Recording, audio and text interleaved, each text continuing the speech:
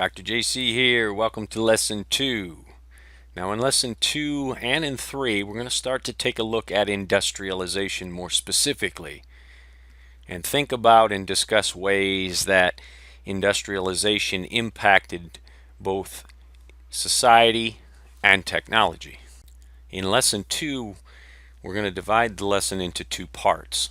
The first part is going to focus specifically on the first industrial revolution and center on Great Britain.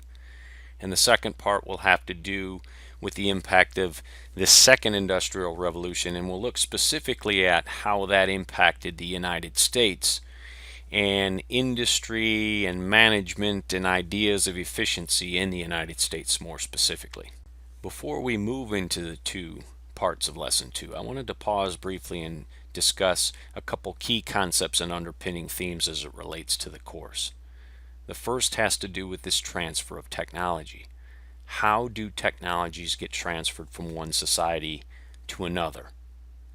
Well, there are three general ways that happens. The first, through open trade.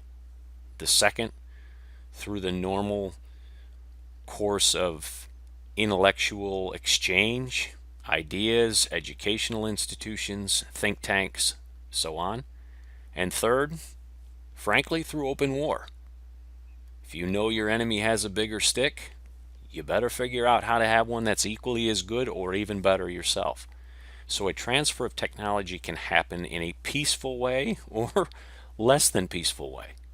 The second key theme or concept has to do with the differences between independent and responsive inventions. Independent inventions are just that. They're independent of anything else. The iPhone's an example of that. That's an independent invention. So what would be a responsive invention then? Well, if we were to think of responsive inventions as it relates to the iPhone, we could think of earbuds, cell phone cases, apps, you name it. Anything that would be enhanced by the use of the iPhone or enhances the use of the iPhone. That would be considered a responsive invention. As we move through the rest of the course, I want you to think about these two concepts. How do technologies get transferred? And what types of independent and or responsive inventions exist within our own degree specializations and our own degree fields? Do keep those in mind. As we think about the first industrial revolution, I want you to associate that with Great Britain, or as shown here on the map, the United Kingdom. And I want you to think around 1750 as it relates to time frame. The Industrial Revolution truly was transformative, largely because for the first time, at least on a mass scale, we saw both animals and people displaced as primary means of not only production, but the distribution of those goods that were produced. As a brief sidebar here as it relates to the use of the word revolution, I wanted to kind of go on record here to say that I'm less of a fan of the use of the word revolution. I'd rather think of the industrial revolutions or ongoing digital revolution as evolutions, a capital E, as much as they are revolutions. Again, that's just my own take, but something I wanted to share as we move forward. As a way to continue to fuel the furnaces of industry within England, industries that are going to create new types of weaponry, new types of hardware that will give them an advantage over other peoples. The English quickly came to recognize that the planting of, the development of, the use of colonies was hugely important to them. By colonies, I'm referring to those possessions of the English, such as what would eventually become the United States. The original 13 colonies that were planted here were all British. In fact, if there had never been an American Revolution, then perhaps we'd all still have British passports today. But the British Empire would span the entire globe, from South Africa to the Indian subcontinent to China and other parts of Southeast Asia. Hence the expression, the sun never set on the British Empire.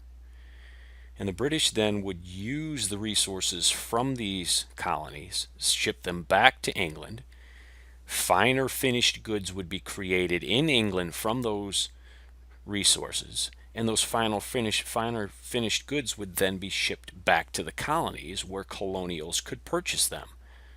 So the British, quite frankly, were making money from the resources coming in and the finer finished goods going out.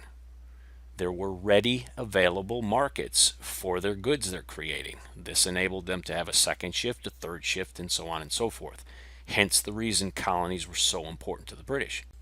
Now, as colonials began to develop their own goods, in some ways in competition to the parent nation, so to use the example of the American colonies, as American colonials began to develop their own goods, their own industries, in some ways in competition with the British looked to do more specialized trade.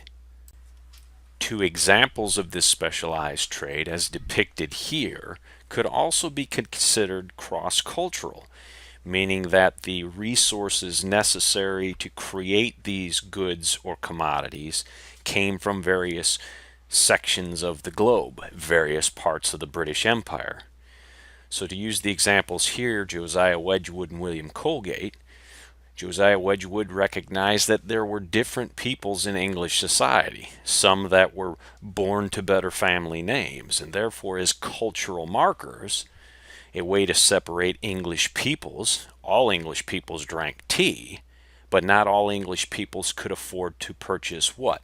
Wedgwood porcelain to drink their tea out of. So we see some early forms of marketing and branding here.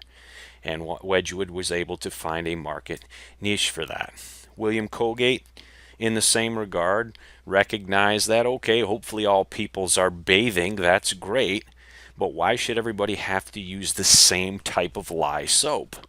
Can't we perhaps provide not only different essential oils, those coming from Indonesia, Seychelles, or Afghanistan in the form of palm oil, coconut oil, or poppy seed oil to make the soaps lather up better and maybe burn less?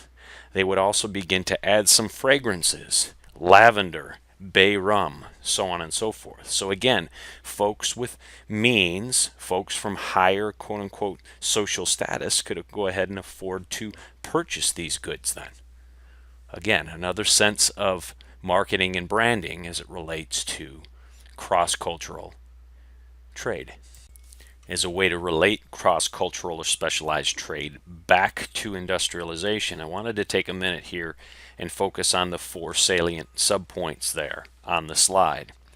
That industrialization really is dependent upon these four: global networks of finance, trade, resource extraction, and demand. The Josiah Wedgwoods and William Colgates of the world, many of these individuals, these entrepreneurs, didn't have the necessary monies or means out of pocket to be able to launch these endeavors. Therefore, they had to go to somebody or a group of somebodies and get a loan. Thus, access to global networks of finance is huge. Industrialization won't occur without that. Resource extraction, if you're going to go ahead and create porcelain, if you're going to create different types of soaps or health products, whatever it might be, you have to have access to the resources that can make that happen. Trade, hugely important. Now, peoples that you are trading with abroad, they may not have the necessary means or funds, but perhaps they have themselves commodities that could be traded back in your own markets. So trade's important. And lastly, and perhaps most importantly, is demand. If there's not a ready demand for your product, good luck trying to figure out how you're going to bring about a second or third or fourth new iteration of that product or various product lines as well. So all four of these are essential aspects as it relates to industrialization. That industrialization really is dependent upon these four. Before we move into the second half of the lecture in Lesson 2, and the second half of the lecture is going to focus more specifically on industrialization in the United States and aspects of that industrialization. How did it impact movements such as the efficiency movement or scientific management? Before we move into that part of the lecture, I wanted to do a brief review here. Different sort of questions that I want you to think about as we move forward through the course and pull ourselves more towards this 21st century or the modern age. What's the difference between an independent and responsive innovation? How do technologies get transferred? What's this whole business about specialized or cross-cultural trade? And how might that specialized or cross-cultural trade relate to more modern business degrees or practices, branding, marketing, etc.? And what about this industrial revolution? It occurs in England first. How does this country, roughly a little bit larger than the state of Wisconsin, go on to dominate and rule much of the world for centuries? Might there be a correlation between technology, having the greatest, most advanced technology, and that power and control that comes with it? And it's not just the power and control, it's the wealth and the affluency that comes with it as well. English society was among the most advanced, if not the most advanced. Hell, the British pound even today is still the strongest currency. So what might that say about the development and focus on, the research and development and focus on technologies, and how that might impact not only a people within a nation state, but the power of that nation state as well? These are concepts we'll talk more about as we move forward. Dr. JC out. First half of the lecture in lesson 2 here. We're going to move to industrialization in the United States next.